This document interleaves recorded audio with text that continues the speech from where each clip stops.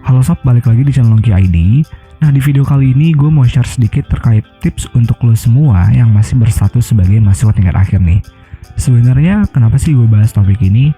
Karena menurut gue masih banyak mahasiswa tingkat akhir ya mungkin seperti lo yang sekarang menduduki semester 7, 8, atau mungkin 9 yang hanya fokus menyelesaikan kuliahnya secara cepat. Pokoknya bagaimana caranya di semester ini lo udah harus mulai KKN lah, atau nanti setelah KKN langsung magang 1 bulan, 2 bulan, atau 3 bulan. Dan gak penting magang di mana dan kerjaannya apaan. Yang penting bagi lo syarat magang kampus terpenuhi. Atau mungkin bagaimana caranya bisa nyusun skripsi lo secara cepat dan mungkin menggunakan jalan pintas gitu.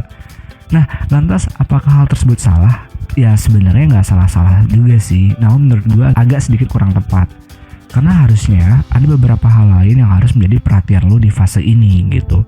Yaitu bagaimana masa depan lo setelah lo melepas status sebagai sarjana nanti. Nah, maka dari itu di video ini gue mau share kepada lo semua terkait 3 tips atau 3 hal yang bisa lo lakuin saat lo menduduki sebagai mahasiswa tingkat akhir. Nah, yang pertama adalah mulai pikirkan setelah kuliah mau ngapain. Bagi gue memikirkan tentang apa, ke depan lo akan menjadi apa, berkecimpung dunia mana, dan melangkah sejauh mana, ini menjadi poin yang sangat penting.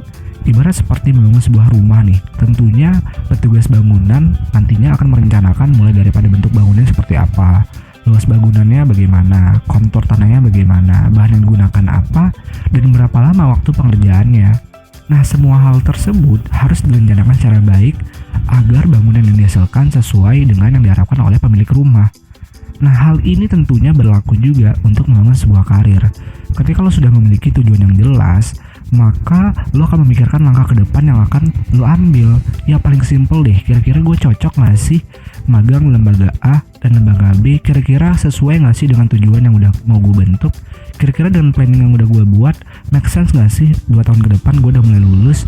Atau make sense gak sih gue harus ngerjain skripsi atau fokus ngerjain skripsi dan meninggalkan kegiatan-kegiatan yang lain? Dan hal-hal yang lainnya yang harus lo dijawab. Nah, intinya dengan lo mengetahui itu semua, lo akan memiliki tanggung jawab atas setiap keputusan atau langkah yang lo lakuin di selama masa tersebut gitu. Nah, tapi ya yang harus lo catat adalah mungkin aja ke depan hasil yang lo udah planningkan itu gak sesuai atau berbeda dengan apa yang telah lo rencanakan gitu. Ya namanya juga dunia, dan hal ini wajar aja dan biasa aja terjadi dalam sebuah perencanaan. Nah, yang penting adalah lu bisa bertanggung jawab dengan dan mengerti akan setiap langkah yang lu ambil di setiap fasenya begitu. Nah, yang kedua adalah bangun relasi pertemanan yang baik. Ibarat pepatah yang mengatakan banyak teman ya banyak rezeki. Nah, sebenarnya dalam dunia profesional ketika lu masuk dalam dunia kerja ya sedikit banyak juga demikian.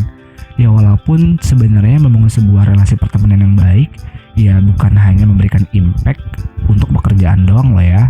Dan bukan berarti ketika lu punya teman lah lu makin gampang untuk dapetin pekerjaan yang lu inginkan. Ya nggak gitu juga konsepnya. Namun yang perlu lu menjadi perhatian, yang harus lu menjadi perhatikan adalah ini nggak bisa dimungkiri bahwa teman juga termasuk dalam faktor pendukung gitu. Karena salah satu faktor penolong lu dalam dunia kerja semakin sulit atau mungkin semakin ringan ya salah satunya teman lu gitu. Paling nggak teman lu bisa merekomendasikan kepada atasannya, atau teman lu bisa sharing terkait dengan bagaimana mereka mendapatkan pekerjaan atau hal yang lainnya.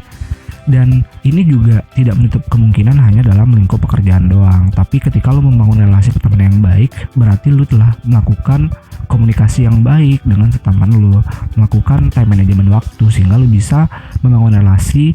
Di lain sisi lu juga harus menyelesaikan tugas akhir lu di sebagai berstatus sebagai mahasiswa gitu. Nah, yang ketiga, mulai bangun kebiasaan baru yang mendukung untuk karir lu ke depan. Untuk lo yang saat ini berstatus sebagai mahasiswa akhir, sering gak sih ngalamin hal-hal yang seperti ini? Susah banget nih tidur di bawah jam 12 malam. Anaknya gak bisa tidur di bawah jam 12. Susah banget nih bab tidur pagi-pagi, jarang olahraga, mager ngerjain sesuatu. Gue lebih PW main game dibandingkan laptopan atau ngerjain tugas akhir. Atau lu sedang di fase sedang bucin-bucinnya nih sama pacar lu. Dan mungkin juga lu sedang suka banget memikirkan atau memperbandingkan diri lu dengan orang lain, yang dimana mungkin orang yang lu bandingkan dengan diri lu itu udah jauh lebih maju daripada diri lu gitu. Dan banyak hal negatif lainnya lah, intinya negatif lah ya. Nah, ini yang paling sering dan beberapa yang tadi juga gue alamin lah saat gue berstatus sebagai mahasiswa tingkat akhir.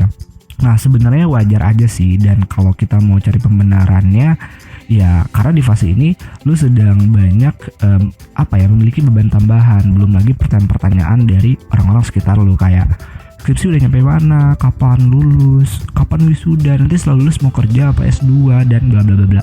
Atau pertanyaan yang lebih menjudutkan lagi, kemana aja lu, masih aja kuliah nggak kerja-kerja gue lihat. Nah itu kan agak membebani ya. Nah namun yang perlu diingat, itu semua ya udahlah ya, itu juga bagian daripada konsekuensi yang kalau kita kuliah ya sampai semester 10, 12 mungkin. Nah namun mulailah bangun dari sekarang kebiasaan yang baik ini dan buang kebiasaan buruk tersebut, karena jangan sampai kebiasaan buruk tadi itu kebawa sampai karir lo ke depan. Percaya atau enggak, banyak teman gua, bukan banyak sih, beberapa doang sih ya, yang dimana mereka itu sampai 3 kali pindah kerja, dan alasannya itu cuman karena nggak bisa bangun pagi dan nggak bisa menyesuaikan dengan jam kerjaan yang di kantor gitu. Jadi ini kan hal yang simple tapi penting gitu. Nah belum lagi nanti ketika lo harus memanage waktu secara baik, dan lo harus mengatur pola tidur lo sedemikian rupa sehingga lo bisa mengerjakan semua taksis yang ada, ini malah lebih runyam lagi gitu. Maka sedini mungkin mulailah bangun kebiasaan baru yang positif yang mendukung untuk karir lo ke depan. Ingat ya, bangun pagi atau tidur di bawah jam 12 itu mungkin bagi sebagian orang itu dianggap hal yang buruk, tapi mungkin juga jadi hal yang baik.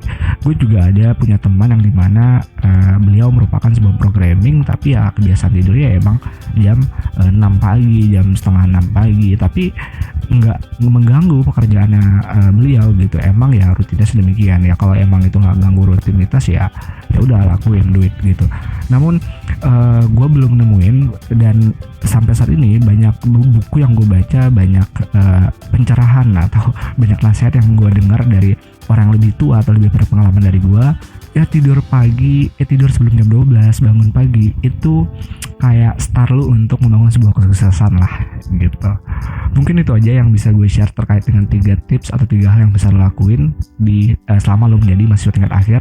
Atau mungkin kalau lo masih tingkat pertama ya nggak apa-apa, lakuin juga gitu, toh juga bagus.